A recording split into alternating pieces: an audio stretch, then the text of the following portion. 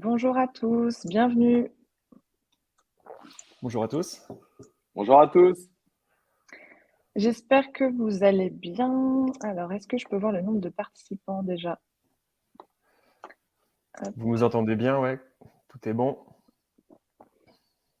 Alors, comme promis, je suis en compagnie de Alain, cofondateur de celle-ci, et Philippe, cofondateur de Rocket Chart. Donc aujourd'hui, ils vont répondre à toutes vos questions en direct. N'hésitez surtout pas à en poser. On va juste attendre quelques instants histoire que tout le monde arrive au fur et à mesure.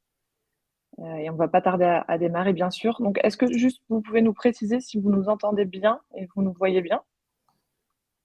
Le son est bon, je vois. Merci. Merci à tous pour les commentaires.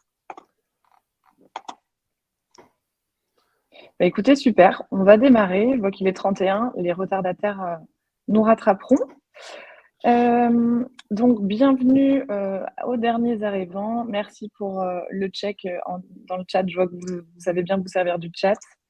Donc, comme vous pouvez le voir, comme je le disais, je suis accompagnée de Alain Mévélec, qui est le cofondateur de celle-ci, et Bonjour à Philippe tous. van der Stiegel, qui est le cofondateur de Rocket Chart.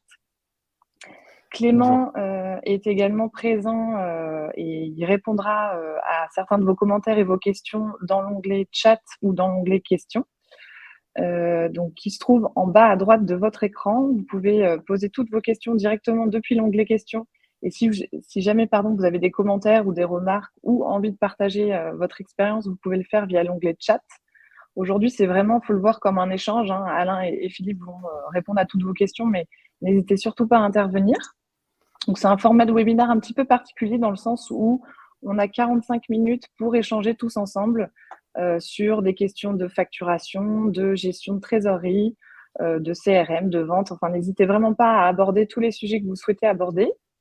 Un grand merci d'ailleurs à toutes les personnes qui ont envoyé leurs questions en amont. On en a récupéré quelques petites dizaines, donc je vais les mentionner au fur et à mesure du webinaire. Et vous avez la possibilité de poser les vôtres tout au long du webinaire, donc via l'onglet questions. Écoutez, Alain et Philippe, je vous laisse peut-être vous présenter et puis introduire le webinaire. Yes, vas-y Alain. Écoutez, oui, moi je suis donc Alain, des deux fondateurs de celle-ci. Alors, j'imagine qu'il y a pas mal de clients ou de prospects de celle-ci dans le webinaire, mais peut-être aussi des gens qui ne nous connaissent pas. On va revenir très rapidement sur la présence de celle-ci juste après. Et en fait, ce webinaire avec Philippe s'explique parce qu'on est des entrepreneurs. Donc, comme vous, voilà, on s'est posé toutes sortes de questions sur l'optimisation de notre business. Et donc, c'est une bonne occasion de partager avec vous. Et vraiment, l'important, c'est que vous nous posiez des questions qui n'ont pas forcément en relation avec le pitch de celle-ci ou autre. Voilà, on a tous les deux pas mal d'expérience et on sera ravis de vous aider. N'hésitez pas, même si c'est sur des RH ou n'importe quel sujet, on répondra à vos questions. Voilà, et donc je laisse Philippe se présenter et on attaque après avec la présentation rapidement de ce qu'est celle-ci. Yes, merci Alain du coup. Bonjour à tous, je suis ravi d'être là. Alors j'ai un peu moins effectivement d'expérience qu'Alain dans la gestion d'entreprise vu que je suis un peu plus jeune. Mais donc du coup je suis un des créateurs de Rocket Chart qui est une solution donc, de gestion de trésorerie.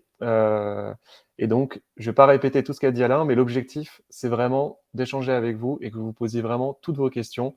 À la fois sur facturation, trésorerie, gestion, si vous voulez des conseils, des bonnes pratiques, mais aussi sur le management, l'organisation, la gestion d'entreprise de manière générale. Voilà. Donc, n'hésitez pas. Et du coup, Alain, je te laisse présenter rapidement celle-ci. Ouais, alors, celle-ci, c'est une entreprise, une scale-up, comme on dit. Je ne suis pas super fan du terme, mais c'est une scale-up dans le sens où on a été longtemps une start-up, mais maintenant, on a une solution assez importante sur le marché français. Celle-ci, c'est plus de 6500 entreprises clientes, entrepreneurs, donc voilà, qui tous les jours utilisent celle-ci pour faire tourner leur business. 35 000 utilisateurs, parce qu'évidemment, celle-ci, c'est une solution collaborative, donc le but, c'est d'être plusieurs à travailler dessus. Aujourd'hui, c'est une équipe de 140 personnes. Alors, je suis même pas sûr que ce soit à jour. Je pense qu'on est encore plus nombreux. Je crois. Mais c'est une équipe en France, à La Rochelle et à Bordeaux. C'est aussi une solution interconnectée qui permet de travailler avec toutes sortes de solutions partenaires. D'ailleurs, OkChart au départ était une solution partenaire. Alors, on a fini par se marier, mais c'est une autre histoire dont on parlera juste après. Mais voilà, on essaye en tout cas d'apporter des réponses la plus large possible aux besoins des entreprises. Et au-delà de ça, et ça c'est vraiment important, celle-ci c'est une société avec des valeurs, des vraies valeurs autour de leur responsabilité.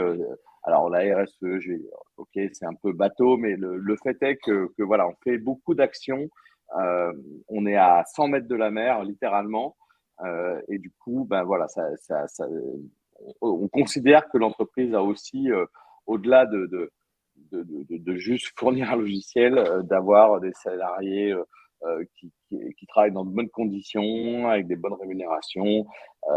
Voilà. Et donc, c'est pas uniquement un logiciel, quoi. C'est-à-dire que c'est aussi des interactions avec des équipes. Et c'est un peu le plus important. Et voilà, elles sont là sur la photo. Alors, on est beaucoup plus nombreux depuis. Mais voilà, quand vous travaillez avec nous, vous travaillez avec une solution performante, mais aussi avec des équipes qui vous aident à la mettre en œuvre et à vous apporter des réponses pour en tirer le meilleur parti.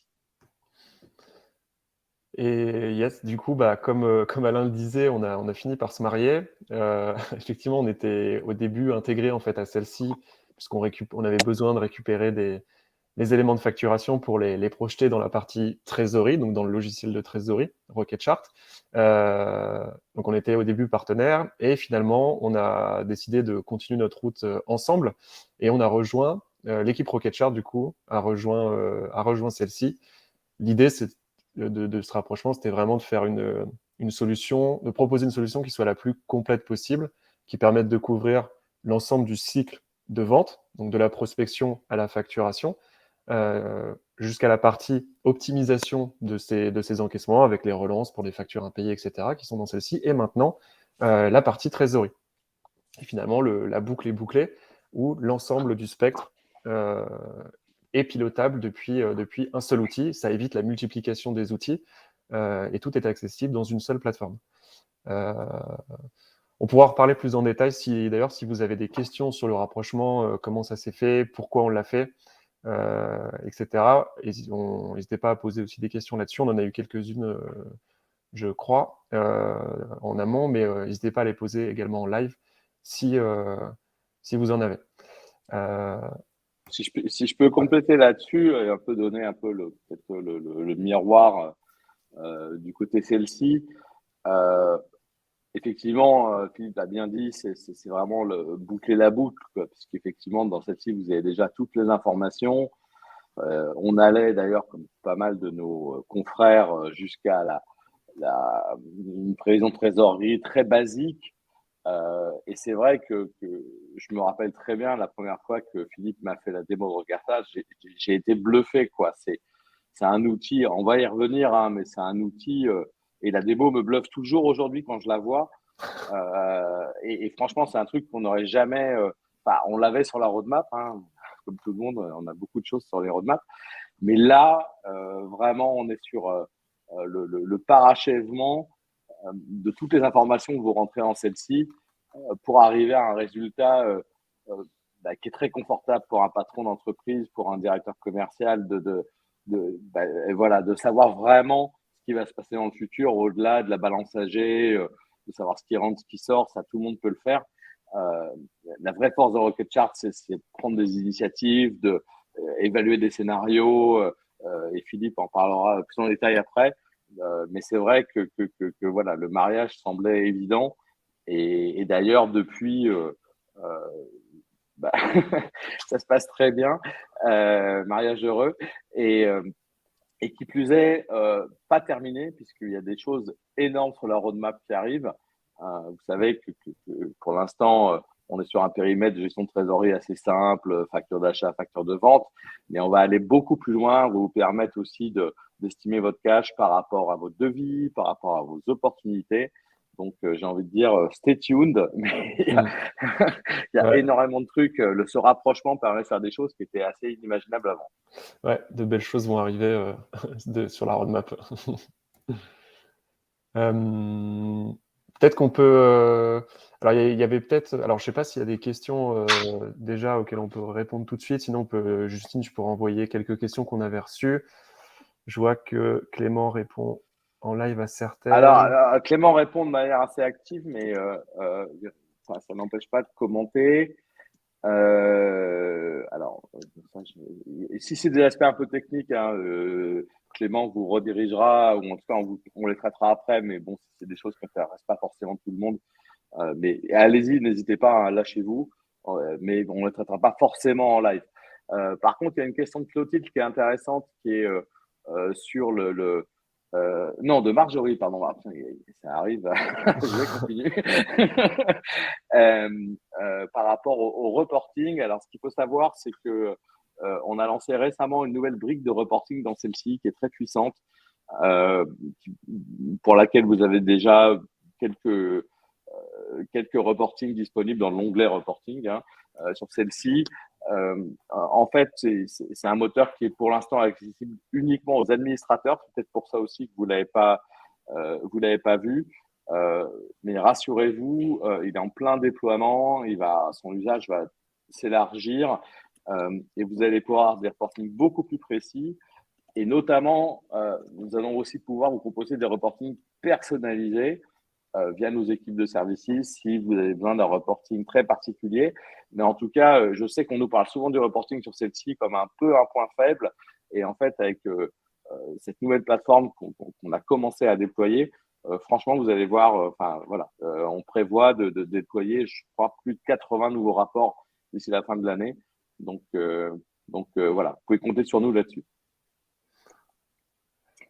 Est-ce que vous souhaitez commencer déjà par des questions ou tu souhaites présenter un petit peu, Philippe, la slide en cours? Non, on peut commencer par des questions. Le but, c'est vraiment de faire un échange. Donc, je pense qu'on est déjà revenu pas mal sur ce que fait celle-ci, etc. Enchaînons sur des questions. Ok, je vais en lire Ouais, quelques-unes. on va peut-être expliquer quand même les trois briques pour les personnes qui ne connaissent pas celle-ci, parce que c'est quand même important.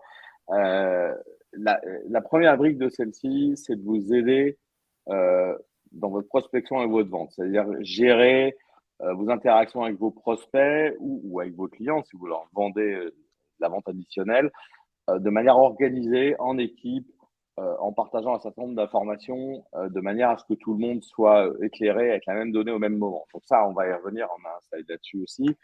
La deuxième partie, c'est la facturation, c'est-à-dire facturer vite, se faire payer, relancer, etc., etc. C'est quand même le nerf de la guerre pour n'importe quelle entreprise. Et enfin, la dernière brique, on l'a déjà largement évoqué, c'est la gestion de trésorerie, la planification, où est-ce que je vais, qu'est-ce qui se passe si je fais tel investissement, etc., etc.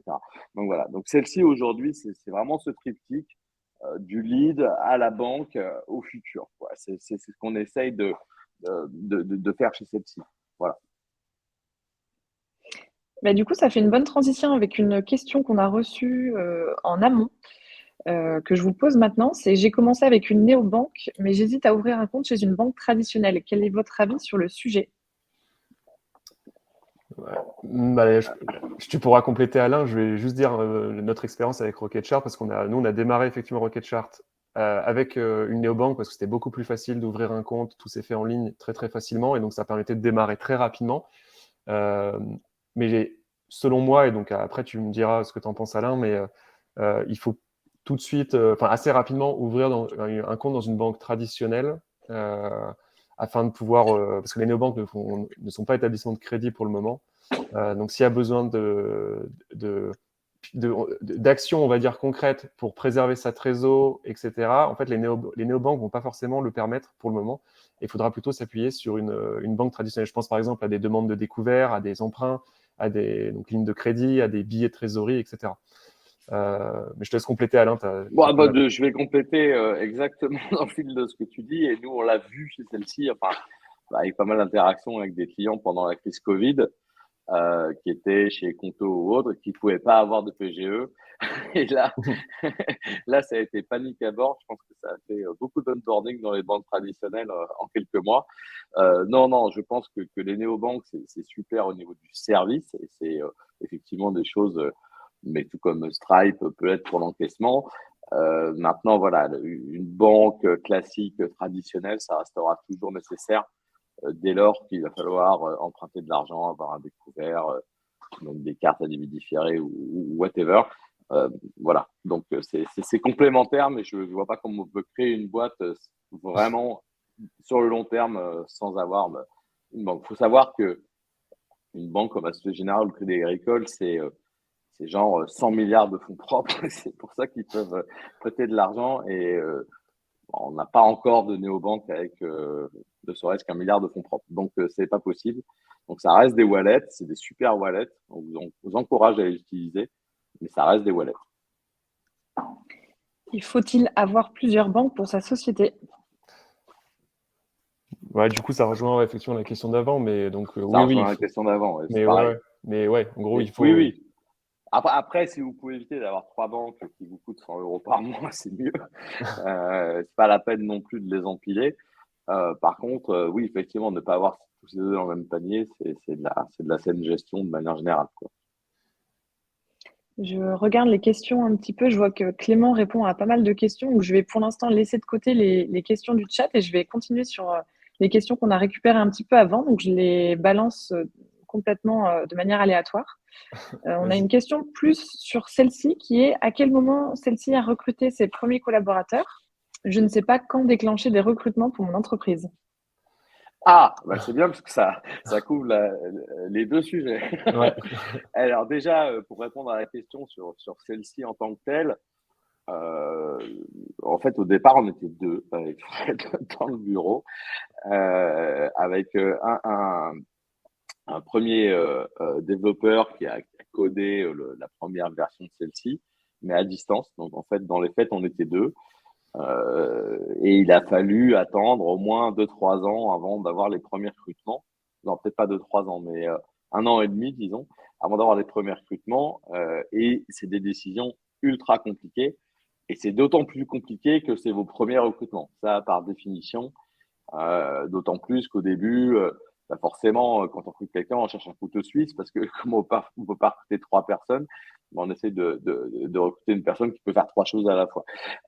Donc, c'est un vrai sujet, mais ça rejoint le sujet de Rocket Chart parce que justement, c'est le but de Rocket Chart, c'est de vous aider à simuler ça, à dire, bah voilà, mon entreprise commence à bien marcher, je sens qu'il va bientôt être temps de recruter quelqu'un. Qu'est-ce que ça va faire sur mon cash? Quand est-ce que je vais pouvoir le recruter sans me mettre dans le rouge? Combien de temps il va falloir qu'il commence à apporter des revenus? Mais tout ça, vous pouvez le simuler dans Rocket Chart. Et là, c'est vraiment une des forces de l'outil, je pense, et notamment dans ces phases-là où on a du mal à prendre une décision, où il y a un sentiment de saut vers l'inconnu. Bah, c'est important de pouvoir se projeter et de se dire, bah voilà, si je fais ça, c'est safe. Je peux me permettre que ça marche pas parce qu'il y a ça aussi, hein, quand on recrute quelqu'un, c'est toujours le risque, c'est que ça se passe mal. Et voilà, on finit une période d'essai, puis finalement. Donc, on peut simuler toutes ces possibilités. Et voilà, simuler si ça se passe bien, si ça se passe mal, quand est-ce qu'il faut le faire, quand est-ce que je pourrais le faire. Et ça, c'est vraiment une des forces de Rocket Chart. Enfin, je pitch à ta place, Philippe, mais. Non, t'as très bien résumé le truc. Le seul complément que j'ajouterais là-dessus, c'est en gros, il faut recruter quand ça, quand ça devient. En fait, il faut faire le maximum de tâches par soi-même au début, je pense, afin de savoir de quoi on parle une fois que une personne a été recrutée pour justement ces postes-là. Et ça va permettre de la manager beaucoup plus efficacement si besoin, de comprendre aussi ses problèmes quand elle aura des problèmes de X ou Y raison sur son poste, et ça permettra d'apporter des réponses. Et donc, effectivement, après, pour savoir quand recruter, en fait, bah, c'est quand ça devient trop critique pour la boîte parce que vous n'avez plus le temps d'aller chercher des nouveaux clients, vous n'avez plus le temps de faire du suivi client, etc., de satisfaire vos clients. Alors, je pense que c'est à ce moment-là qu'il faut commencer à se staffer. Et justement, donc comme Alain, tu l'as expliqué, il ne faut pas hésiter à faire des prévisions de trésor justement pour savoir si on peut se permettre de le faire. Est-ce que dans 3 mois, je ne vais pas me retrouver dans le rouge si je recrute quelqu'un le mois prochain, etc. Et effectivement, du coup, Céline, très bonne remarque. Pour certains postes, il y a des freelances qui sont clairement envisageables au départ. Nous, par exemple, on a bossé avec des freelances sur la partie acquisition payante, donc tout ce qui est publicité sur Instagram, Facebook, etc.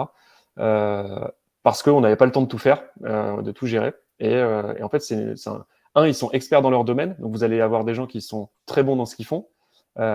Et deux, ça vous permet d'éviter d'engager des frais trop importants qui peuvent subvenir, qui peuvent arriver dans le cas où on recrute un salarié, parce qu'on sait après il y a toutes les charges d'URSSAF, etc. qui arrivent.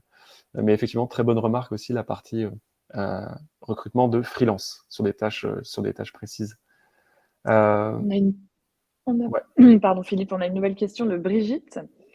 Quelle est votre préconisation de mode de paiement pour nos clients à l'étranger, particulièrement l'Inde, l'Amérique du Sud, le Maroc? Bonne question. Alors, je connais peu ces marchés-là. C'est bizarre que Stripe. Alors, il y a Wise, anciennement TransferWise, donc Wise, maintenant il s'appelle, qui existe. À voir si ça permet de couvrir ces marchés-là. Je ne sais pas si tu as une vision là-dessus, toi, Alain. Oui, c'est un problème un peu éternel, hein, effectivement, le paiement dans les pays exotiques. Je sais que dans les solutions qu'on a, il y a des solutions qui sont un peu genre PayPal, Adyen, qui ont peut-être un reach un peu différent. Donc, regardez bien toutes les solutions qu'on propose. Après, c'est un problème éternel. Souvent, la solution la plus simple avec ces pays-là, c'est de passer par du virement. Alors, je sais, c'est pas très glamour, mais c'est souvent à quoi ça se finit. Et c'est pas, là pour le coup, c'est quelque chose qui sort de la problématique de celle-ci, quoi. C'est-à-dire que vraiment, c'est plus les rapports nord-sud. Là, malheureusement, effectivement, il semble que certains acteurs américains aient un problème de confiance avec tout ce qui se passe au sud de la Méditerranée, mais ça, malheureusement, voilà, c'est pas notre. C'est pas la spécialité. Par contre, j'ai vu qu'il y avait 2 questions sur la gestion des commissions. C'est un vrai sujet. Je voulais juste donner un petit update là-dessus. C'est qu'effectivement, la gestion des commissions, c'est quelque chose de très important. Comme je vous l'ai dit, on a un module de reporting, là, nouveau, qui a été lancé dans celle-ci, qui va monter en puissance. Et évidemment, qui dit reporting, dit objectif. Donc, clairement, le sujet objectif des commerciaux, commission des commerciaux, est quelque chose d'important sur lequel on va délivrer en 2023. Alors, je ne vais pas donner de date parce que mon équipe technique déteste ça. Mais bon, en tout cas, c'est un vrai sujet qui est en haut de la pile. Et je précise qu'on a déjà des connecteurs avec des solutions spécialisées. Je pense à Palette HQ, par exemple. Vous pouvez aller voir, hein, c'est une super solution très puissante qui est connectée avec celle-ci. Donc, si vous avez vraiment un sujet de gestion des coms, de gestion des rémunérations, c'est déjà faisable en passant par une solution comme Palette. Vous la trouverez sur notre marketplace, hein, elle est documentée. Et c'est des gens très bien, qu'on connaît bien. Voilà.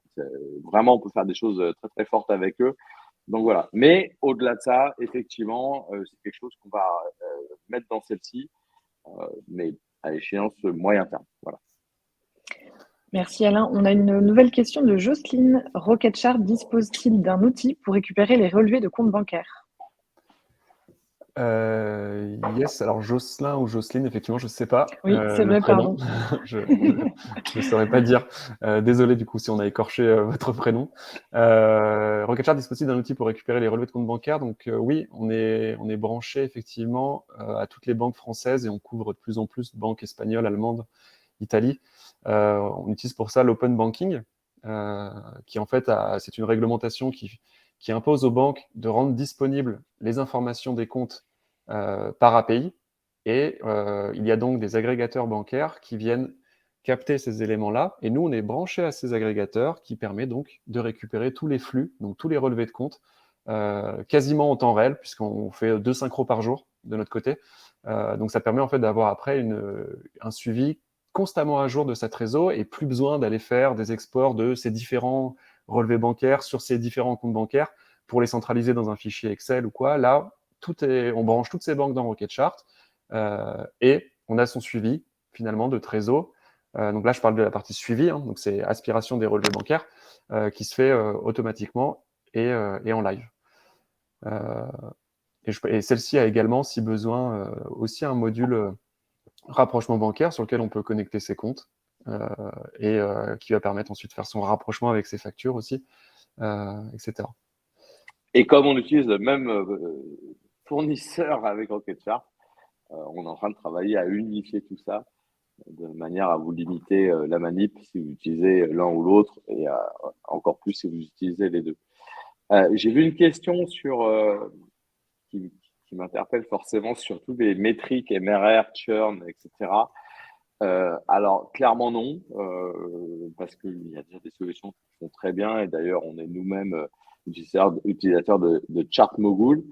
Maintenant, ce qu'il faut savoir, c'est que si vous utilisez la génération d'abonnements dans celle-ci ou si vous déclenchez vos factures via une mécanique d'abonnement externe, genre Stripe Billings par exemple.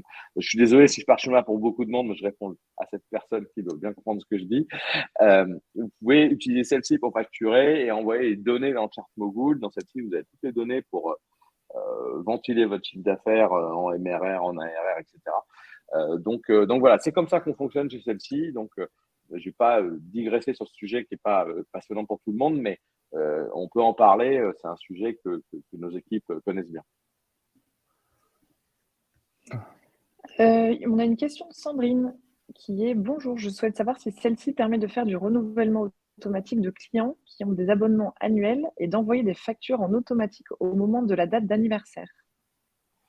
Alors, c'est une question plus de support, j'ai envie de dire. Oui, en théorie, un abonnement celle-ci qui arrive à l'échéance, on peut le prolonger et continuer de l'envoyer. Et tant que si c'est lié à un prélèvement automatique, genre GoCardless, oui, ça peut durer la vie entière. Il n'y a pas de souci. Après, on va pas forcément gérer l'événement d'anniversaire, donc on va quand même avoir une manip à faire pour prolonger l'abonnement. Mais bon, voilà. Enfin, en tout cas, c'est des choses que donc, vous pouvez parler avec le support qu'on maîtrise parfaitement.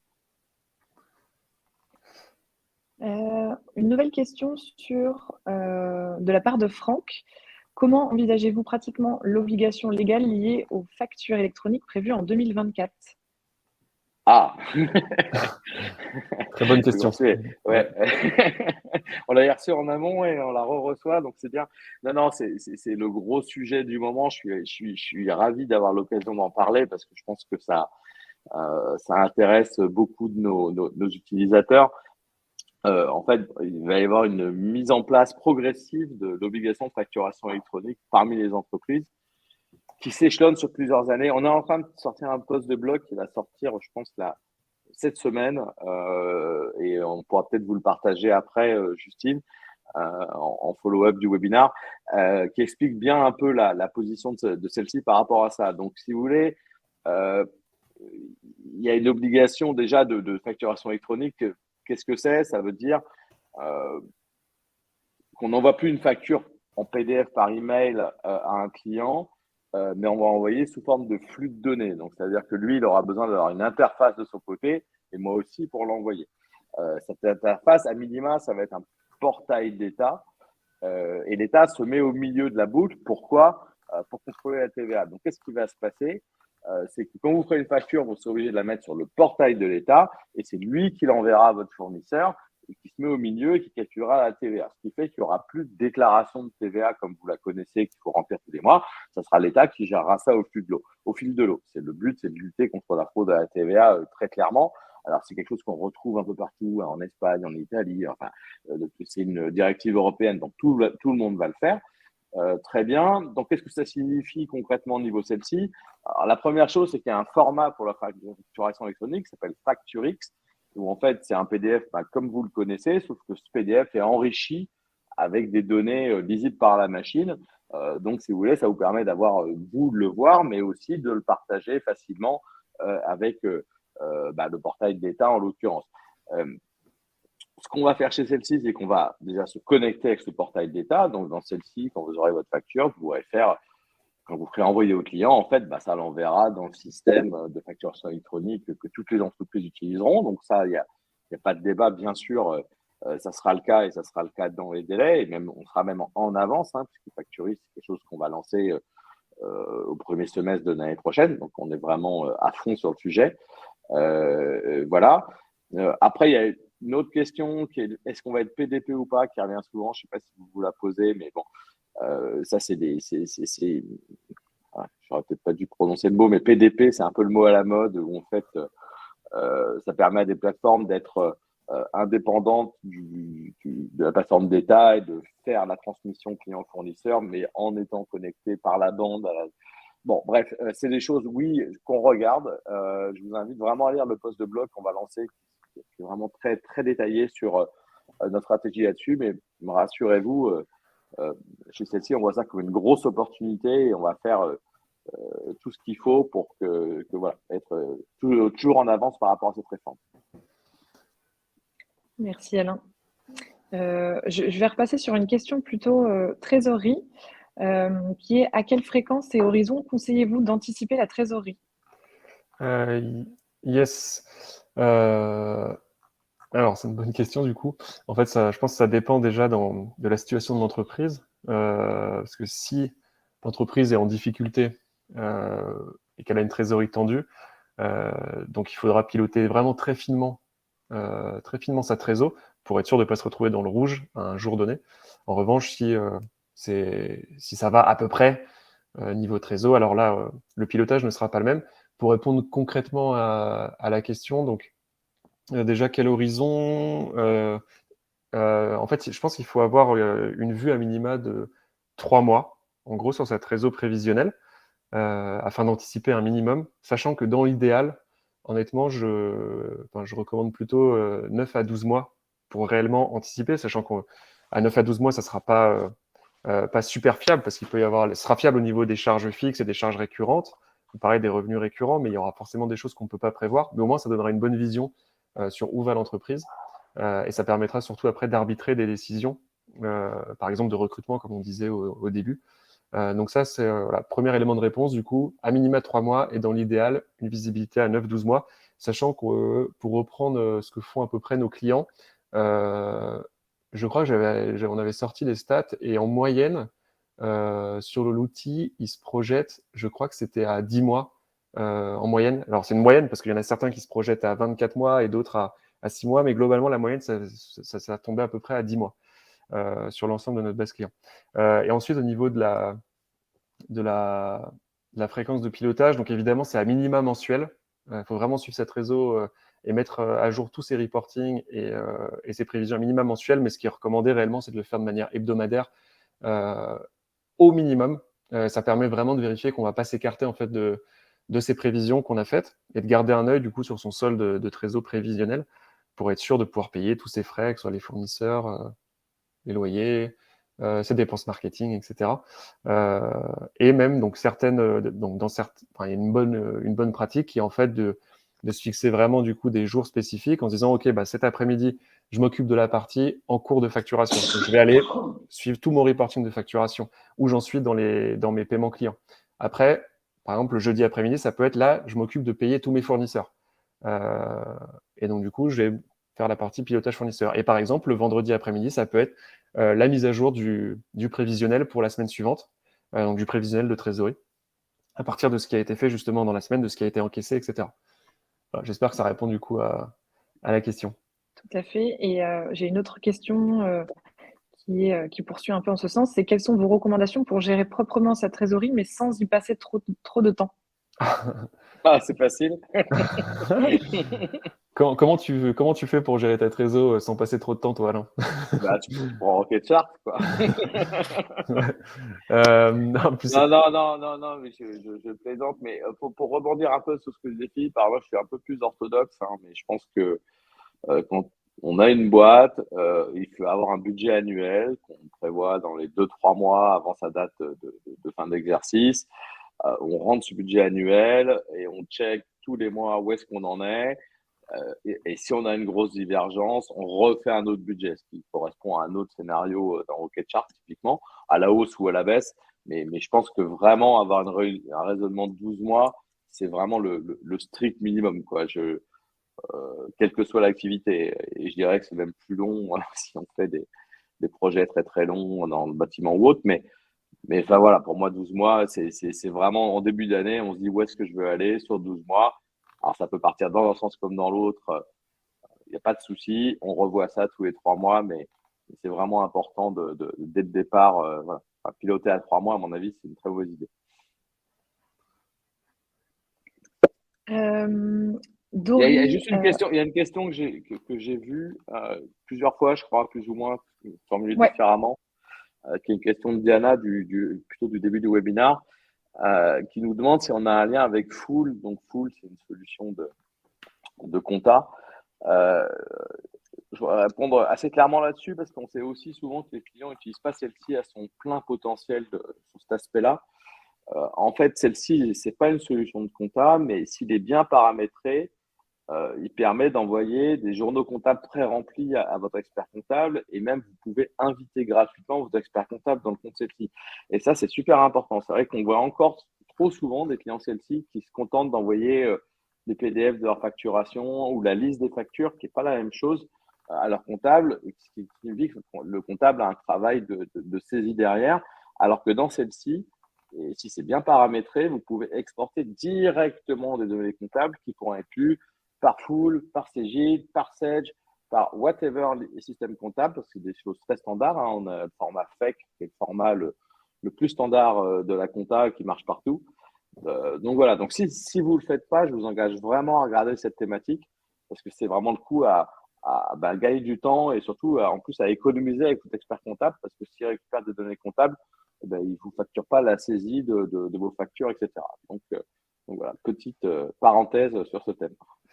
Yes, je vais reprendre une question aussi que Agnès avait posée donc, dans le chat pour y penser à y répondre. Le module de trésorerie m'intéresse, mais j'ai un souci, le rapport de vente par client déduit pas les remises effectuées. Ce module de trésorerie les déduira-t-il? Donc, les informations qu'on récupère au niveau de au niveau des données de facturation, donc on récupère la facture. Donc, s'il y a une remise qui a été appliquée sur la facture, nous, on va récupérer cette information-là dans Rocketchart automatiquement.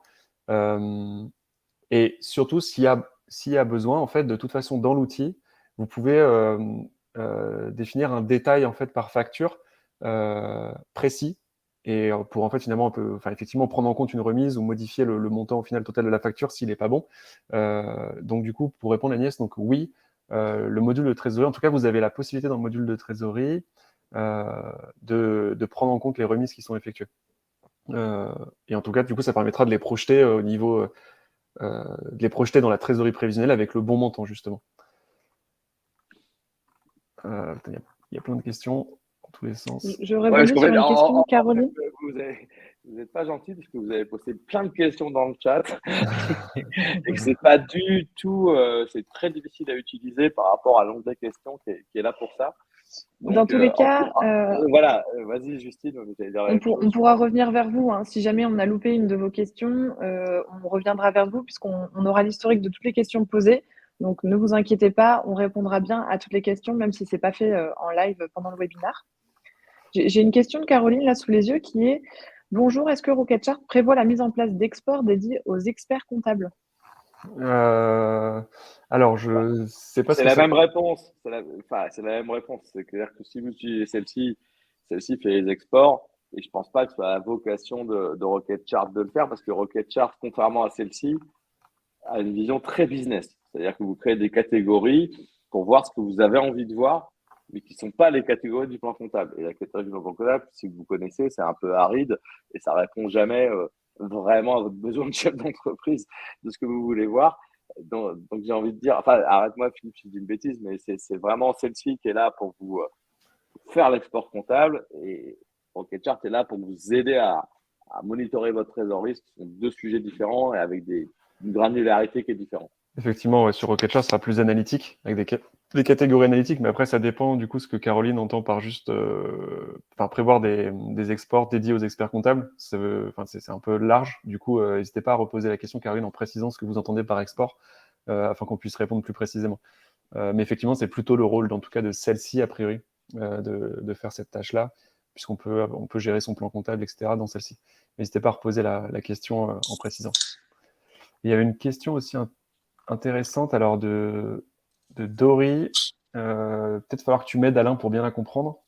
Nous avons une grosse période de facturation donc en janvier, avec des rentrées d'argent qui s'étalent sur 3 mois, et ça représente un tiers de notre CA. Donc, grosse période de facturation en janvier. Les clients, ils reçoivent une facture avec une date d'échéance de paiement à 30 jours. Et ensuite, la suite de la question. Donc, la majorité paye dans les temps, mais il y a toujours des retardataires, les fameux retards de paiement, qui nécessitent pas mal d'efforts à la relance. Mais côté fournisseur, on est quasiment tout le temps soumis au prélèvement, parce qu'on veut être des bons payeurs, ou parce qu'on n'a pas le choix. Et du coup, cette asymétrie impacte notre trésorerie. Avez-vous des conseils ou des préconisations à nous fournir à ce sujet? Donc là, on parle justement Alors, oui, bah, plusieurs. Alors, la première, c'est de facturer le plus rapidement possible. Ça, c'est sûr. Si on facture avec un jour de retard sur un client qui a des délais à 60 jours, on va pouvoir perdre 3 mois, quoi. Donc, ça, clairement, plus vite on facture, mieux c'est. Ensuite, sur celle-ci, on vous permet d'intégrer des méthodes de paiement. Alors, je ne connais pas le montant de vos factures, mais vous pouvez intégrer du paiement par carte, du paiement par prélèvement. Si c'est des clients qui reviennent tous les ans, ce qui doit être le cas, vu ce que vous décrivez, peut-être que ils vont faire, si vous donnez un mandat une fois, du coup, l'année d'après, vous pourrez quasiment déclencher le paiement quand vous faites la facture. Et la troisième partie sur laquelle celle-ci va vous permettre de répondre, c'est les relances automatiques, où effectivement, vous pouvez programmer des scénarios de relance. Commence, c'est vous qui décidez, 15 jours avant, 10 jours avant, la date d'échéance, et qui se poursuivent après, qui deviennent de plus en plus rouges et tout. Enfin, ça, vous pouvez les faire complètement comme vous voulez. Donc voilà, c'est un peu les trois conseils. C'est facturer vite, proposer des solutions pour accélérer le paiement et relancer. Voilà. Ouais, ce que je compléterais aussi par dire, c'est aussi pas hésiter à qualifier ses clients et de les classer justement par risque d'impayé ou pas. Et parce qu'ensuite, en fonction du client, du coup, il va falloir mettre en place et avoir un suivi différent. Si on sait que ce client-là est un bon payeur, alors si il a 15 jours de retard sur une facture, bon, il n'y a peut-être pas besoin de s'alarmer tout de suite, parce qu'habituellement, il paye tout le temps. En revanche, si on voit s'il y a un client qui est qualifié de mauvais payeur, dès que la date d'échéance est atteinte, alors il faut le relancer et pas le lâcher. Un autre truc aussi actionnable, donc on en a parlé évidemment de facturer le plus tôt possible, ça c'est la base, avec en plus les moyens de paiement, mais il ne faut pas hésiter aussi à envoyer un email en fait au client, un email de rappel. Je pense qu'avec celle-ci, on peut d'ailleurs l'automatiser le jour de l'échéance de facturation, avec la Oui, facture en pièce jointe. dans le cycle de relance, je peux définir un mail 10 jours avant, un mail 5 jours avant, un mail Voilà. le jour dit, un mail 3 jours après, etc. Comme ça va permettre d'être proactif comme ça sur la partie Ouais. du suivi des encaissements. Il y a un autre truc que je voulais ajouter, une dernière possibilité sur notamment dans votre cas où il y a un tiers du chiffre d'affaires qui se génère sur une période très courte, vous avez aussi la possibilité éventuellement de mobiliser ces factures avec un factor, une solution de financement qui vous permettra d'absorber, d'avoir le cash tout de suite. Alors, je ne sais pas si vous regarderez comment ça fonctionne, mais d'avoir le cash tout de suite et de supporter des délais de paiement qui peuvent s'étaler à 60-90 jours sans que ça vous impacte trop. Après, ça dépend de la criticité de ce volume de trésorerie par rapport à votre business, tout simplement. J'avais une question en amont qui va s'adresser plutôt à toi, Philippe. J'ai vu passer les infos sur Rocketchart, mais je n'ai pas eu l'occasion de tester pour le moment. Est-ce qu'il serait possible, lors de ce webinaire, de nous montrer un tout petit peu l'interface? Ouais, c'est possible. C'est prévu, c'était prévu même. On pourra Parfait. effectivement. Mais de toute façon, on a fait ce webinaire en préparant des slides, et là, en se disant, on va meubler s'il n'y a pas de questions, mais là, je crois qu'on est. Là, on est. Il y a trop de questions pour qu'on y réponde. Ouais. Mais on peut effectivement faire une petite pause et tu nous montres ça en 2 minutes, Philippe? Ouais, ok. Vas-y, je vais faire ça. Alors, toc, j'arrête le partage pour ça pour l'instant et je vais partager le bon onglet. Alors, hop, Rocketchart. Ok. Et partager. Ouais, vous voyez mon écran, Justine, on Ouais, voit mon écran. on Ouais. voit bien ton écran, ouais. Ok. Parfait. Alors, je vais faire ça très court parce que le but, c'est pas de vendre du tout Rocket Chart, hein, c'était pas le but du webinaire. En gros, le module trésorerie, du coup, qui est couplé à celle-ci, va permettre d'avoir une visibilité la plus précise possible sur sa trésorerie et la plus fiable possible. Pour ça, du coup, on récupère, comme je l'expliquais d'ailleurs au début avec une question, donc je récupère les relevés bancaires, on récupère les relevés bancaires directement, donc c'est connecté direct à votre banque. Vous allez créer votre propre système de catégories analytiques afin d'organiser vos flux, que ce soit dans les entrées ou dans les sorties. Et vous avez un niveau de granularité infini hein, sur la gestion des catégories. Vous pouvez créer autant de sous-catégories que vous souhaitez afin de piloter soit très très finement vos flux, soit en grosse maille, avec des catégories plutôt principales, type marketing, commercial, etc. Et vous avez vraiment la flexibilité de le faire comme vous le souhaitez. Et derrière, en fait, on va aller récupérer les relevés bancaires, du coup, directement. Donc, ils sont synchronisés. Je vais prendre les sorties ici. Hop, décaissement. Ils sont synchronisés 2 fois par jour avec la banque. Chaque transaction, il y a une catégorie qui est assignée. Donc, au début, vous apprenez à Rocket Chart comment vous classez vos flux et ensuite, on les classe automatiquement pour vous avec la catégorie que vous voulez et le taux de TVA. Vous avez juste en fait à valider les opérations qui arrivent et ça va permettre ça de faire tout son suivi de la trésorerie réalisée. Donc, vous allez retrouver sur votre tableau de bord ici, bon, pour les mois qui sont passés, votre trésorerie réalisée, l'état de ce à quoi a ressemblé votre trésorerie, et vous allez avoir votre tableau de trésorerie qui est généré en temps réel, finalement, automatiquement pour vous. Et vous pouvez choisir d'afficher la période que vous souhaitez, évidemment. Et ce qui est important dans la trésorerie, c'est de se projeter. Donc, vous allez pouvoir définir dans l'outil un budget prévisionnel sur chacune de vos catégories. Par exemple, je sais que, je sais pas, en relation presse, en décembre, je prévois de mettre le paquet, donc je vais dépenser 5 000 euros, par exemple, TTC. Pareil, après, si par exemple j'ai une charge fixe, je sais pas, en frais de gestion, si je sais pas, je paye mes commissions bancaires, j'en sais rien, c'est pas, enfin, mes frais bancaires, c'est 20 euros tous les mois. Hop, je vais pouvoir tirer ma ligne mensuellement, enfin ma charge fixe, donc jusqu'à décembre par exemple, et je tire ma ligne hop, directement. Donc, ça permet de compléter facilement son budget prévisionnel afin de commencer à pouvoir se projeter. Donc là, on peut saisir facilement ses charges fixes. Et derrière, en fait, vous allez retrouver sur votre dashboard en haut vos prévisions, à quoi ça va ressembler en live direct. Donc, dès que vous faites une modif dans le tableau, hop, ça impacte directement votre graphique et vous voyez visuellement ce qui se passe. Et ce qui est chouette avec l'intégration avec celle-ci, c'est que vous allez pouvoir importer automatiquement vos factures et elles vont venir alimenter votre prévisionnel. Et donc ici, la partie assurée que vous voyez sur le mois d'octobre, eh bien en fait, c'est l'encours de facturation, c'est ce qui est censé être payé en octobre. On a le réalisé, ce qui a déjà été payé en très plein, et l'engagé, ce qui est attendu finalement en assuré. Et ça vient alimenter automatiquement vos prévisions. Donc si par exemple, je vais regarder la catégorie vente ici au mois de novembre, je vois que j'attends du coup dans cette catégorie-là, j'attends 5 400 euros de paiement de facture, avec le détail de mes factures, qui ont du coup une date de paiement attendue. Vous pouvez, si vous le souhaitez, modifier. Si je sais que mon client, on en parlait tout à l'heure, si mon client me paye en retard, ou m'a indiqué qu'il allait me payer en retard, vous pouvez modifier la date de paiement et ça va modifier automatiquement dans le prévisionnel. Hop, là, je l'ai modifié au mois de décembre, donc je vais la retrouver maintenant au mois de décembre. Ici, mon échéance que je viens de déplacer, je la retrouve au mois de décembre. Et voilà, et ça permet donc d'alimenter votre prévisionnel et derrière, de pouvoir vous projeter efficacement, faire plusieurs scénarios si vous avez envie. Donc là, il y a un scénario par exemple avec un emprunt bancaire. Hop, donc là, hop, au mois de novembre, je prévois de faire un emprunt. Donc je vois ce que ça va donner du coup sur ma trésorerie derrière. J'ai un scénario pessimiste par exemple avec une baisse du chiffre d'affaires. Et on voit que du coup la trésorerie commence à baisser jusqu'au mois d'avril.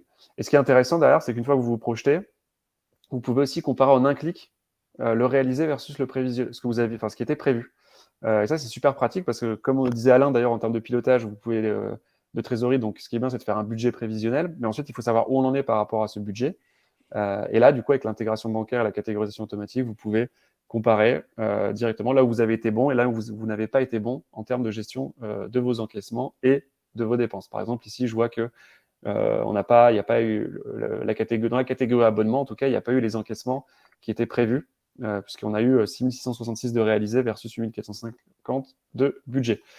Et voilà, rapidement pour Rocketchart, je ne vais pas faire plus long que ça, mais voilà dans les grandes lignes ce à quoi ça permet.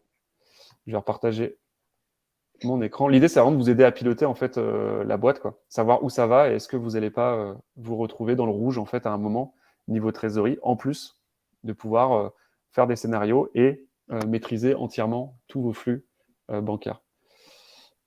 Hop. Est-ce qu'il y avait d'autres questions du coup? Écoute, sur l'onglet questions, non. J'en ai quelques autres qu'on avait récupérés en amont, qui sont un petit peu plus généralistes.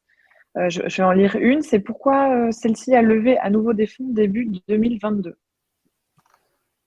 C'est peut-être plus pour toi, Alain. Ouais. En fait, ce qu'il faut savoir, c'est que celle-ci existe depuis 14 ans. C'est une société structurée. Et en fait, avant cette levée de fonds, les 2 exercices précédents en étaient profitables et on avait en banque l'équivalent de notre levée de fonds précédente. Donc, il n'y avait pas le feu au lac, c'est le moins qu'on puisse dire. Donc, pourquoi on a décidé de faire cette levée de fonds à ce moment-là? Il y a plusieurs raisons. La première, c'est une raison de dynamique de marché. C'est-à-dire qu'en fait, celle-ci, le produit qu'on propose sur la cible qu'on adresse, c'est-à-dire les PME et les petites entreprises, il n'y a que 20% du marché qui est équipé en France. Donc, il reste 80% d'entreprises qui ne sont pas chez un concurrent ou quoi que ce soit, mais qui sont toujours sur Excel ou avec des solutions installées legacy, comme on dit, on-premise, je ne trouve pas le terme en français, enfin, des logiciels installés dans l'entreprise, sur les ordinateurs. Et donc voilà, il y a une vraie dynamique pour équiper toutes ces entreprises et en même temps, il y a d'autres dynamiques qui sont liées notamment à la sortie de la crise du Covid et à la généralisation du télétravail. Aujourd'hui, le télétravail, c'est quelque chose qui transpire dans toutes les entreprises. Hein. Chez celle-ci, on est passé de quasiment zéro télétravail ou très très peu avant le Covid à aujourd'hui 3 jours de télétravail pour tous les salariés. Donc, pour donner un peu la magnitude du changement, quoi. Et c'est pas que chez nous, c'est dans plein d'entreprises. Évidemment, qui dit télétravail dit application SaaS, voilà. Et à côté de ça, on a toute une nouvelle génération de salariés qui arrivent sur le marché du travail, qui ont été biberonnés à utiliser Google Docs, Office en ligne, qui ont Gmail. Enfin, voilà. Donc, la nouvelle génération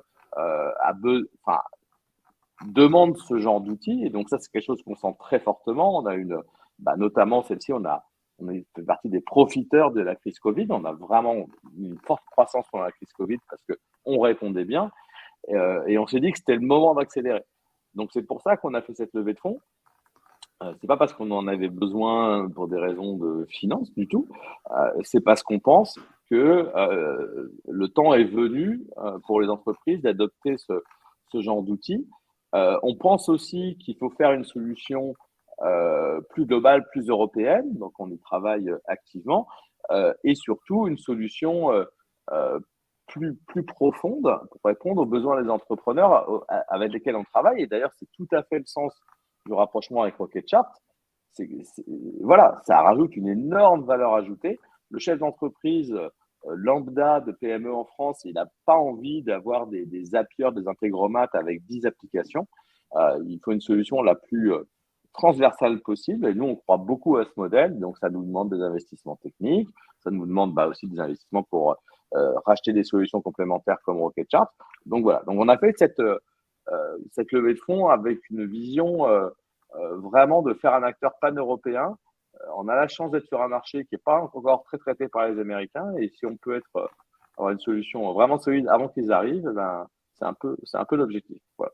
Donc, c'est un peu le plan. Merci Alain. Et du coup, une question qui s'adresse plutôt à toi, Philippe, c'est pourquoi Rocketchart a choisi de revendre sa solution à celle-ci plutôt que de rester indépendant? Pourquoi? Parce qu'on avait un bon alignement sur le produit et sur ce qu'on voulait faire avec Alain et les équipes celle-ci. Et on s'est dit qu'en fait, on serait plus fort ensemble plutôt que tout seul, puisqu'en fait, nous, on avait décidé de ne pas lever de fonds. On était resté sur fonds propres pendant toute notre existence. Et on s'est dit que du coup, on allait, avec celle-ci, en fait, on allait pouvoir aller plus loin et pousser la solution, surtout beaucoup plus loin. Ça, c'était vraiment un truc qui nous tenait à cœur. Et surtout bénéficier en gros de l'expertise de celle-ci, comme Alain le disait, ils ont quand même 13 ans de bouteille, les bonhommes. Donc, on s'est dit qu'on allait vraiment pouvoir monter en compétence sur la gestion technique pour créer encore plus de valeur avec Rocketchart, en fait. Et le rapprochement faisait complètement sens au niveau produit pour le client final, quoi. Parce que comme ça, ils auraient une solution vraiment clé en main pour tout piloter. Donc, c'est une des raisons principales qui explique qu'on a rejoint celle-ci. J'ai une question de David aussi, je vais répondre en live, du coup, vu que je l'ai sous les yeux, qui concerne Rocketchart, vu que je suis en train de parler. Comment pourrais-je utiliser Rocketchart pour faire des prévisions entre ma société mère en France et ma succursale en Allemagne, sachant que j'ai un compte celle-ci par pays. Pour faire des prévisions entre ma société mère en France et ma... Alors, si l'objectif c'est de faire... Alors, il est possible du coup d'avoir déjà un compte Rocketchart par société si besoin. Et donc, chaque compte sera relié au bon compte celle-ci correspondant.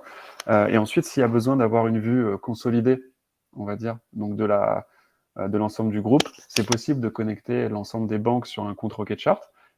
Puisqu'on couvre l'Allemagne, vous pouvez connecter vos comptes allemands et également du coup connecter les comptes qui sont liés à la société mère en France. Comme ça, vous aurez la vue consolidée du groupe et vous pourrez faire du coup vous aurez du coup un suivi consolidé de la trésorerie et vous pourrez faire vos prévisions au global. Ou alors, vous pourrez faire aussi un budget par société si vous avez envie de les piloter séparément. Voilà. Ouais, si vous faites un budget par société, vous pouvez avoir aussi deux catégories qui gèrent les flux entre les deux entités. Ouais. Ça, c'est en termes de prévisionnel, quoi. Ça, c'est facile à faire, quoi. Effectivement, ouais. Mais si vous n'avez pas envie de voir ces flux, d'ailleurs, on a la possibilité d'éliminer les virements internes. Si, par exemple, vous préférez conserver que la vue consolidée, vous pouvez gérer les virements internes, par exemple, entre sociétés et les enlever de votre suivi en les ignorant, par exemple. Enfin, en les considérant comme virements internes et donc on ne les prend pas en compte. Ok. On a une question de Céline aussi dans le chat. Ouais. Une mise à jour de l'UX est-elle sur la roadmap de celle-ci? Je ne sais pas si Alain, tu as oui, des éléments de réponse. Je dirais que c'est un chantier sans fin. On a une dizaine de personnes, je pense, qui bossent là-dessus. Donc, on essaye toujours d'améliorer l'UX. Après, la réponse la question est trop vague. Par contre, ce qui est sûr, c'est qu'on est preneur de toute remarque qui peuvent concerner l'UI ou l'UX. C'est généralement, enfin, c'est comme ça depuis le début que celle-ci se construit. Hein. C'est vraiment avec les interactions avec les utilisateurs. Donc, si vous avez des remarques pertinentes à nous faire sur l'UI UX, il ne faut pas hésiter. Notre équipe produit les considère systématiquement. Donc voilà. Après, la question est très vaste, donc je ne peux pas répondre plus précisément. Ouais. Bon, il y a une équipe du UX designer qui est effectivement sur le sujet. Et donc, je pense qu'il y aura effectivement une revue d'une partie de l'UX pour la partie qui sera nécessaire. Si, selon les études qui sont faites, ils sont effectivement en train de mener en gros des études utilisateurs pour comprendre justement les éventuels points d'amélioration possibles. Et du coup, l'idée derrière, ça va être de trouver les meilleures solutions UX pour celle-ci, quoi. Parce que c'est quand même très compliqué, parce que comme celle-ci fait énormément de choses, c'est un outil qui permet de piloter quasiment toute sa boîte. Forcément, il faut faire de la recherche UX pour que ce soit le plus intuitif possible pour les utilisateurs et une recherche assez poussée, quoi. Et donc, ça viendra... Ouais, je confirme effectivement, j'ai peut-être pas, j'aurais dû préciser, mais on a beaucoup investi là, notamment récemment. On a un head-off qui arrive, qui sera chargé de ce sujet en particulier. Donc, on est très sensible, hein. On sait très bien que si on peut faire un clic au lieu de trois, c'est mieux. Donc, on essaye de le faire du mieux qu'on peut depuis le départ. Après, c'est jamais parfait et ça dépend aussi des usages. Mais en tout cas, on est à l'écoute et il y a des interviews clients qui sont menées justement pour ça. Donc, si c'est un sujet qui vous intéresse, au-delà de juste nous envoyer des suggestions, on peut même vous caler effectivement une interview de quelqu'un en produit chez nous pour que vous puissiez nous faire part de vos suggestions dans un Google Meet ou une visio, quoi. Tout à fait. Moi, il est 12h30. Je sais pas si Ouais. il y a. Mais écoutez, de toute façon, on a répondu à toutes les questions. Ouais. On en a Bon, une il y en a des nouvelles, mais au pire, on y répondra. On peut répondre après coup, parce qu'on ne veut pas vous prendre trop de temps. 1 heure de webinaire, c'est déjà bien. Alors, attendez, si, je peux répondre à la dernière, Vas-y. parce que je sens que je vais faire gagner du temps à Cindy. Vas-y. Oui, vous pouvez tout à fait, si vous avez 2 entreprises différentes sur celle-ci, ils vous répondront au support, hein, mais c'est très classique. Il suffit que vous ayez le même mail. Et en fait, dans celle-ci, vous avez un switcher. Vous passez d'une boîte à l'autre sans vous déconnecter, vous reconnecter. Donc, oui, c'est possible. Effectivement, ouais. Je peux même je vais le montrer en live, juste comme ça, ce sera parfaitement clair. Hop, l'onglet, celle-ci, partager. Du coup, vous voyez mon écran, ouais. Ouais. Donc en fait, quand on clique sur se connecter ici, hop, donc je me connecte avec mes identifiants, et là, je peux effectivement choisir l'entité sur laquelle je veux aller. Et donc, je peux me connecter. Si vous avez plusieurs entreprises, vous pourrez comme ça y accéder directement ici. Voilà, pour montrer concrètement ce dont mais après, ça se passe dans le compte celle-ci. En fait, en haut à droite, dans le menu, on peut choisir. Vous avez la liste des sociétés, vous cliquez sur l'une ou sur l'autre, ça s'autologue, vous n'avez pas à vous reconnecter. Aussi, une autre question de Sabine, pareil, j'y réponds vite fait parce que en plus, j'aime bien quand c'est possible. Oui, vous pouvez associer des photos, des documents. En fait, sur chaque objet celle-ci, que ce soit une opportunité, un client, un prospect ou même un produit de votre catalogue, vous pouvez associer des documents de tout type, hein, des PDF, des photos, etc. Et je sais que c'est en ligne ou ça va l'être très prochainement sur l'appli mobile ou depuis votre fiche prospect, vous pouvez prendre carrément la photo avec votre mobile et hop, elle est dans la fiche client. Donc oui, carrément, aucun problème. Là aussi, hein, de toute façon, de manière générale, quand vous avez ce genre de questions, vous avez la petite bulle de chat sur celle-ci. Nos équipes support sont là pour ça et on vous répond volontiers. Mais de toute façon, quoi qu'il arrive, il y aura une revue de toutes vos questions auxquelles on n'aurait pas répondu et on vous contactera tous individuellement. Yes, top. Et merci à tous du coup. Merci à tous. Je réponds à Anan en direct. Vous aurez le replay du webinaire qui vous sera envoyé automatiquement juste après dans les prochaines heures.